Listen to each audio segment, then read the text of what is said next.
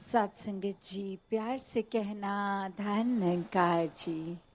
उत्तराखंड के इस देहरादून शहर में सभी ये सत्संग का आनंद लेते हुए, संतों की वाणी को श्रवण करते हुए, अपने जीवन की ओर नज़र डालते हुए कि हर वचन, चाहे आज या जब भी एक संतों की वाणी सुनते हैं,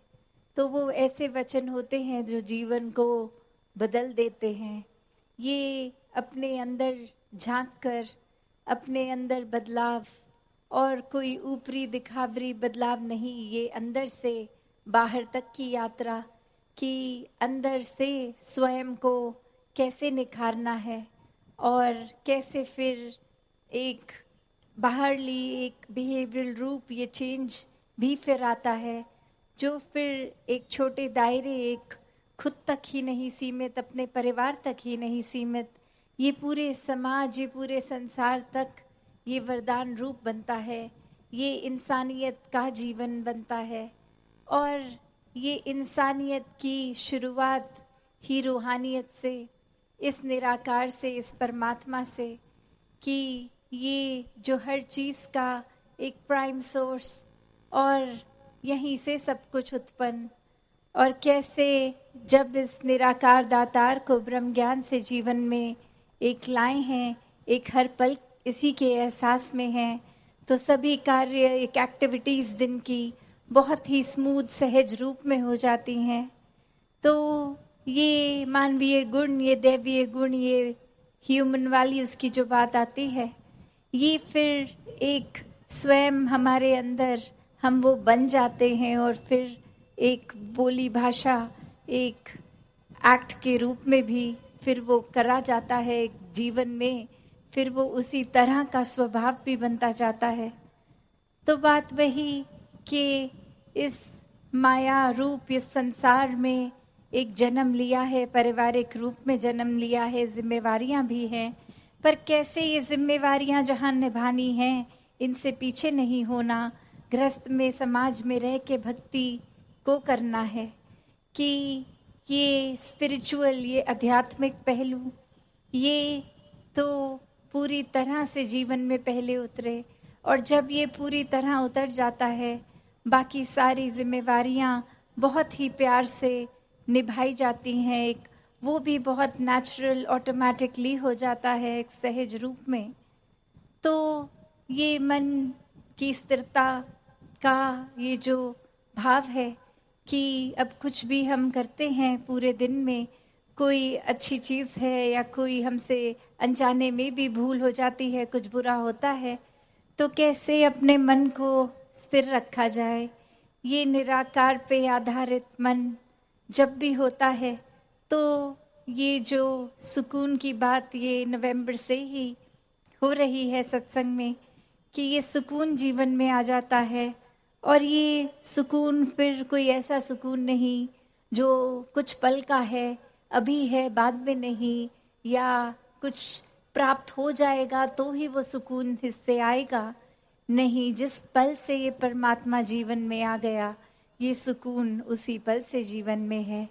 फिर एक ये बात नहीं रह जाती कि ये तन, अगर कोई प्रॉब्लम है, कोई मेडिकल इशू है, कोई एक किसी तरह की कमी है, तो जब ये तन ठीक होगा तो ही सुकून आएगा, या मन में कोई परिस्थिति हमारे अनुसार होगी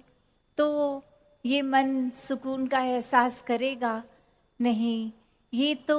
फिर शरीर, आर्थिक अवस्था, मन की अवस्था, सुख दुख, हर एक से ऊपर ये आनंद की अवस्था वाला जीवन है इस इंसान का, जब तो वाकई ही सुकूनमय जीवन है। और ये फिर हम कितनी भी कोशिश कर ले, अगर हम सुकून के पीछे भागें, तो फिर वो बेचैनी ही होती है वो यात्रा में कि कब प्राप्त होगा सुकून। पर जिस समय इस निराकार को जीवन में ले आए, तो उसी पल से ये सुकून ही सुकून है। फिर ये कुछ भी ऐसा होता है जीवन में जो खुशी दे, दुख दे, एक भाव इस एहसास का कि इस खुशी में भी निराकार शामिल है, और कोई दुख की घड़ी है तो इसमें भी निराकार शामिल है। तो बहुत ही सहज रूप में ये जीवन के ऐसे भी पल निकल जाते हैं, क्योंकि हर पल ने हमेशा के लिए नहीं टिकना। आज किसी बच्चे ने जन्म लिया तो एक दिन वो जीवन उस बच्चे का ख़त्म होना ही है। वो चाहे बुढ़ापे में, चाहे 100 साल, चाहे 80, जितनी भी इस परमात्मा ने एक एज बख्शी है। तो बात वही कि कोई भी चीज़ सिर्फ परमात्मा के अलावा एक ख़त्म होनी ही है। ये जीवन भी, ये साधन जो हम इकट्ठे करते रहते हैं, आज कोई नई चीज़ खरीद आए, उसका शुरू में तो बहुत ध्यान रखा गया, धीरे धीरे वो समय के साथ हमारे मन में अपनी कीमत खो देती है। फिर उसका ख्याल भी नहीं, वो कहाँ पड़ा है सामान पता भी नहीं। और नया जब आया तो इतने ध्यान से रखा गया कि वो उसकी सर्विस भी हो रही है, उस पे स्क्रैचेस तो नहीं पड़ रहे, और समय के अनुसार वो गिर भी रहा है अगर फ़ोन है या कुछ भी। तो एक वो वैल्यू जैसे ख़त्म हो गई कि पहले दिन जो कीमत हमारे लिए उसकी थी, वो सामान की कीमत धीरे धीरे कम होते होते ख़त्म हो जाती है। तो कैसे हर चीज़ ने अपना एक डिप लेना है, उसने एक टाइम अपना, अपनी शेल्फ वैल्यू को पूरा जीकर फिर उसने ढल जाना है। ऐसे ही ये, चाहे हम लार्जर एक विजन पे देखें तो जिस धरती पे हम हैं, एक दिन ये धरती भी ख़त्म होनी है। ये चाहे कोई प्लैनेट्स, ये स्टार्स, कुछ भी जो देख रहे हैं माया रूप, सभी ने ख़त्म हो जाना है। तो सिर्फ और सिर्फ ये परमात्मा और निराकार जो शुरू से था, अभी भी है, आगे भी होगा, तो यही कायम दायम है, यही सच है। इसके अलावा और कुछ भी सच नहीं। चाहे वो एक सच्चाई उस रूप में कि ये रोशनी रूप इस सच्चाई का,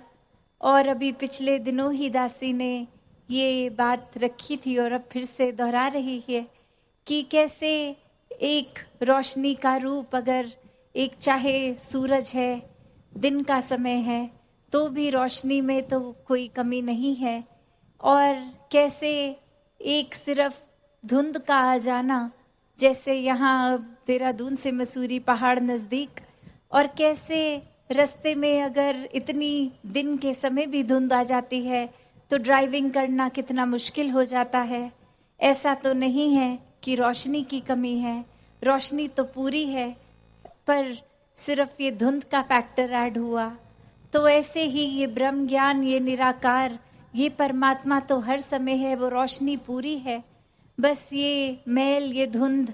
ये हमारी ही दिमाग की उपज, या फिर कोई परिस्थिति को हमने इतना मैग्नीफाई करके बड़ा बना दिया, उसको धुंध का रूप बना दिया। या ये धुंध और भी अनेकों तरह की हो सकती है। कभी कभी इंसान का दूसरे इंसान के बीच दरार का कारण बन जाना, एक नफरतों की उपज, एक अंधविश्वास, ये सुपरस्टिशंस की भी बात, वो भी धुंध। तो कैसे एक सच का जब आधार लिया जाता है तो ये मन मुटाव भी दूर होते हैं, ये नफरतों के कारण भी फिर पीछे हो जाते हैं। और अक्सर खुद के बनाए हुए वहम भुलेखे, एक खुद की बनाए हुए सुपरस्टिशंस, एक खुद से ही हमने जब कुछ ऐसी सोच, एक विचारधारा बना ली जो हमारे लिए भी नुकसानदेह है, औरों के लिए भी नुकसानदेह है, तो बात वही कि कमी रोशनी की तो नहीं है। ये सेवा सुमिरन सत्संग रूप भी ये पूरा है। और कैसे हम कितना ही निराकार का सहारा ले रहे हैं, वो रोशनी तो हर समय की ये है। बस हमारा ये कर्म, क्या वो किया जा रहा है, क्या ये मन का रिश्ता इस निराकार से, इसके एहसास में रहते हुए जोड़ा जा रहा है। वरना तो एक हम खुद ही कभी कभी कुछ ऐसा सोच लेते हैं जो होता नहीं है, पर वो हमने इस तरह से खुद को ही कन्विंस कर लिया, खुद को ही समझा दिया कि ऐसा है, और अब उस झूठ को मानने भी लग जाते हैं, चाहे वो हकीकत ना ही हो। एक बहुत पहले दासी ने कहानी भी सुनाई थी कि कैसे एक बार एक छोटा बच्चा, वो उसकी नींद लग जाती है और नींद खुलते ही वो देखता है कि उसका मुंह खुला हुआ था और सोते सोते जो उसको सपना आया था वो ये था कि कोई चूहा मुंह के जरिए पेट तक चला गया है। और अब वो बच्चा उठते ही अपनी माँ के पास दौड़ता हुआ बोल रहा है कि चूहा मेरे पेट में चला गया है, अब मैं बीमार हो जाऊंगा, अब मेरी तबीयत खराब होगी। और माँ ने बहुत तरीकों से बच्चे को समझाया कि नहीं, ऐसा कुछ नहीं हुआ, कोई चूहा है ही नहीं घर में, तो कैसे मुंह में जाएगा, और अगर घर में हो भी चूहा तो वो चूहा का साइज इतना बड़ा, तुम्हारे मुंह का इतना छोटा, वो अंदर कैसे जाएगा। पर ये बच्चा बिल्कुल भी ये बात को मानने को तैयार नहीं, और वो अपने सपने को ही सच्चाई बना बैठा है कि नहीं, मैंने खुद देखा है, मैंने सपने में देखा है, ऐसा हुआ है, अब मेरी तबीयत खराब होगी। तो एक दो दिन माँ ने समझाने की भी कोशिश करी, पर वो मानसिक रूप से बच्चा ये मान चुका था कि चूहा पेट में है और तबीयत खराब होगी। तो वो शरीर भी उस सच्चाई को मानते हुए ये साइकोसोमैटिकली ये तबीयत भी अब खराब होने लग गई। और ये रूप उसका बच्चे का देखकर ये माँ ने फिर ऐसे सोचा कि अगर जो भी लक्षण हो रहे हैं उसकी दवा करा दी जाए। और वहीं डॉक्टर समझाता है कि ये तो वहम से ही उपज है इसकी, आप दवाई दे भी देंगे तो जब तक उसको ये नहीं विश्वास होगा कि चूहा निकला नहीं, तब तक उसने मानते ही रहना है इस बात को। और अब वो माँ को घर जाके एक तरकीब सूझती है। एक बाजार से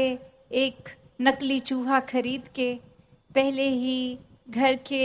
एक टॉयलेट में पॉट सीट पे अंदर फेंक देती है और बच्चे को गोद में उठाकर सीधा कि वो पॉट में ना झांके सीधा बिठा देती है और बोलती है कि अब आप आराम से टॉयलेट कीजिए। और जैसे ही वो बच्चा करता है वो खड़ा होता है और उसको माँ दिखाती है कि अब झांक के देखो, देखो चूहा तो बाहर आ गया है पेट से। और अब वो बच्चा उस झूठ को हकीकत मान लेता है कि ये असली में तो चूहा पेट से नहीं निकल के निकला, ये तो उसकी माँ ने उसके दिमाग से वहम निकालने के लिए किया।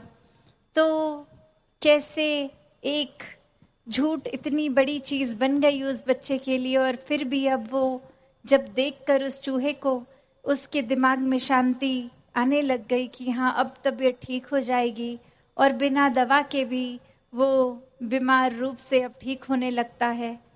तो बात वही कि शुरू में भी कोई चूहा नहीं था, जो बाद में एक समझाने के रूप में माँ ने कुछ किया, वो भी असली चूहा नहीं था। बस ये झूठ को ही हकीकत उस बच्चे ने इस तरह बना लिया जहाँ सिर्फ उसी के अपने एक दायरे तक वो झूठ का रूप सच मानता हुआ नहीं, वो बाकी फैमिली मेंबर्स के लिए भी उस बात का असर उस तरह हो रहा था, वो चिंता लग रही थी।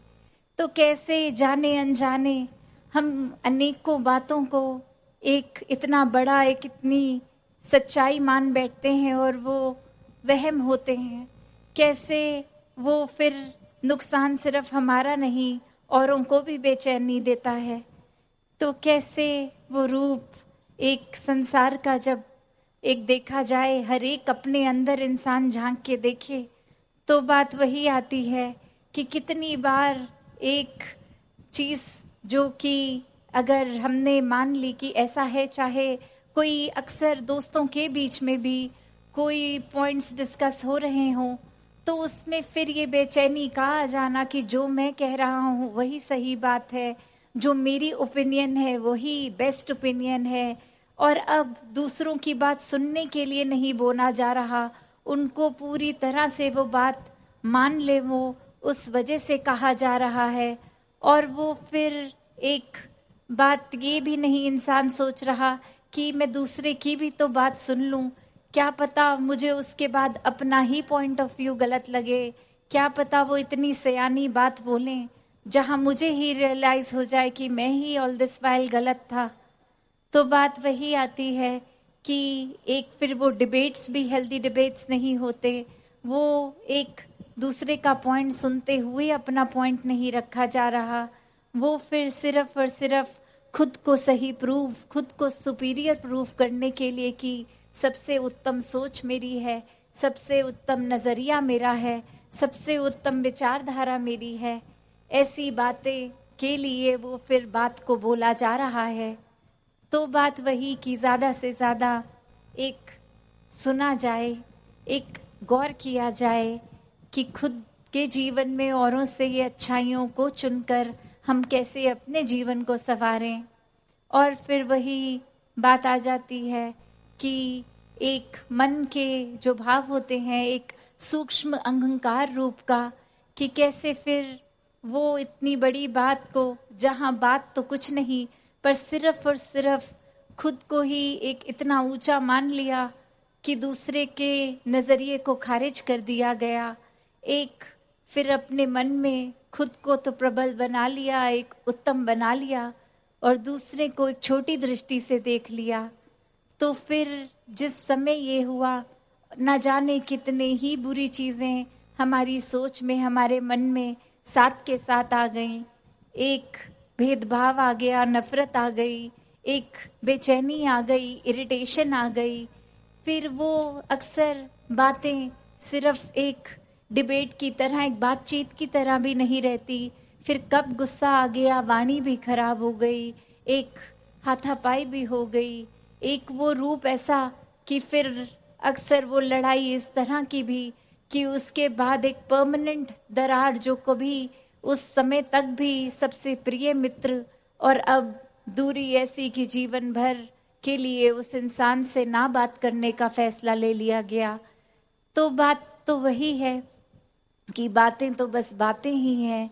तो फिर उसको कितना विशाल होना है हमें, कहाँ हमने एक अपनी गलती को भी मानना है, और कहाँ अगर लग रहा है कि हम ठीक हैं पर दूसरे हमारे नज़रिए को नहीं समझ रहे, वहाँ वो ज़बरदस्ती, वो कोई रोब से या ज़ोर से अपनी बात नहीं मनवानी। वहाँ भी सहज रहना है कि ये हमारी बात है, हमने रख दी, अब इसको आपने परवान करना है तो भी ठीक, नहीं करना तो भी ठीक। तो बात यही कि कैसे हम अपने जीवन में एक अपने कल्पना और हकीकत की जो बात होती है, कि ये जो फाइन लाइन होती है, इसको ही कभी कभी करेक्ट प्रूव करने के लिए कि कल्पना ही हकीकत है, तो एक बहुत ही बड़ा नुकसान कर जाते हैं।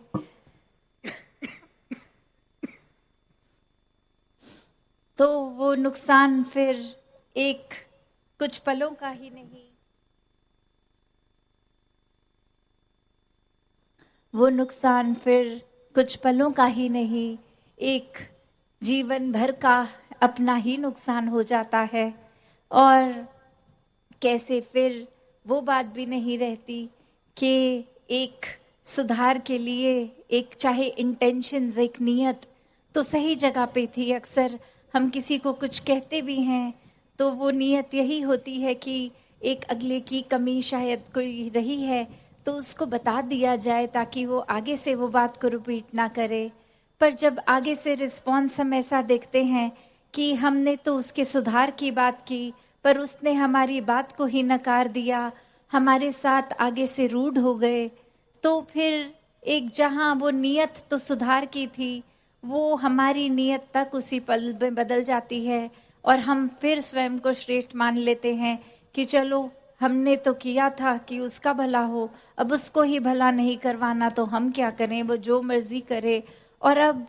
जो अपने दिल में, ये जो दिमाग में सुकून था हमारे उस पल से पहले, वो खुद ही हमने बेचैनी का रूप ले लिया। क्यों? क्योंकि किसी ने हमारी बात नहीं मानी। अक्सर इतनी छोटी छोटी चीज़ों से हम सुकून खो बैठते हैं और ऐसा चैन, ये टेम्पररी सुकून एक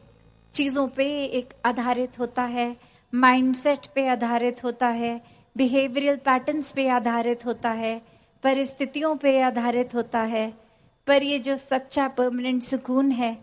ये सिर्फ और सिर्फ इस निराकार पे आधारित है।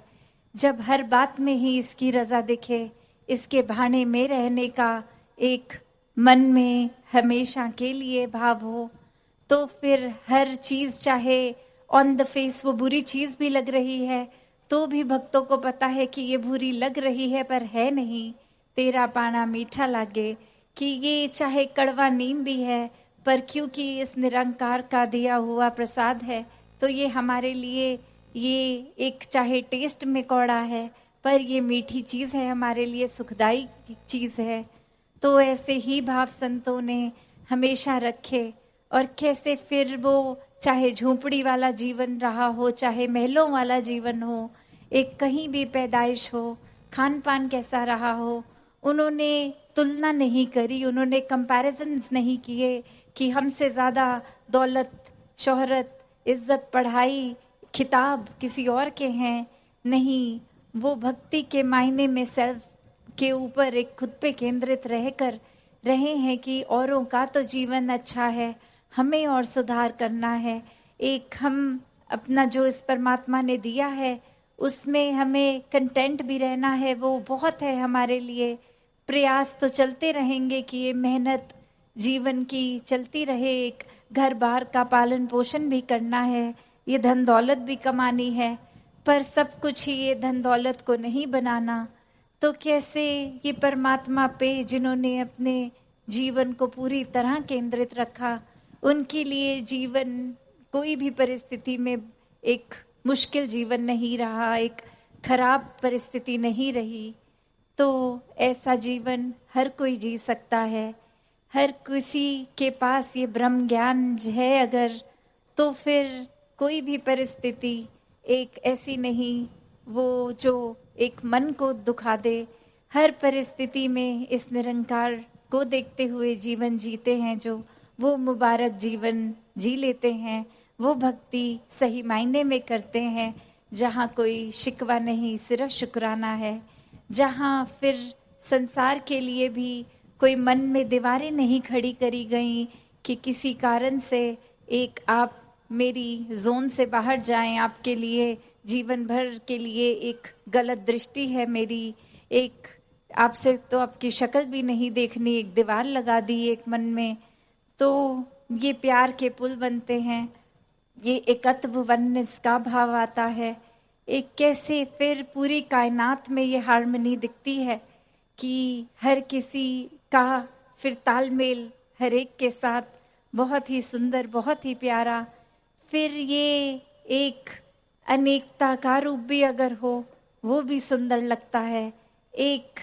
फिर यूनिटी उस तरह आती है कि चाहे यूनिफॉर्मिटी नहीं, एक जैसा दिखना, एक जैसा खाना पीना, वो ज़रूरी नहीं, सब अपनी ही अलग खुशबू के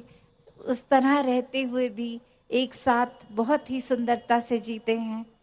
फिर इस संसार का वो भी रूप, चाहे वो एक पोल्यूशन के ऊपर हो, क्लेanलीनेस पे हो, या कोई भी रूप जो मानवता की सेवा का रहता है, उसमें भी भाव यही होता है कि ये परमात्मा ने कितनी सुंदर ये कुदरत बनाई है और हमारा योगदान क्या है। हमने एक कूड़ा नहीं फेंकना, हमने कहीं दिख भी जाए तो उठा के कूड़ेदान या उपयुक्त स्थान पर जहाँ पे भी उचित है उधर एक जगह पर फेंकना है। क्या एक जिम्मेवारियाँ एक नागरिक होकर, एक सिर्फ अपने देश के ही नहीं, एक ग्लोबल सिटीजन्स बनकर वो जिम्मेवारियों को भी पूरा करना है। तो ऐसी छोटी छोटी बातों का भक्त बहुत ख्याल रखते हैं, क्योंकि भक्तों के लिए जहाँ परमात्मा से प्यार है तो कण कण से प्यार है, कण कण में शिक्षा है। तो ऐसा जीवन हर कोई जीता जला जाए, ये सेवा सुमिरन सत्संग को आधार बनाकर निराकार पे पूरा विश्वास करते हुए अपने जीवन को आगे चलाते जाएं। साथ संगत जी, दान निरंकार जी।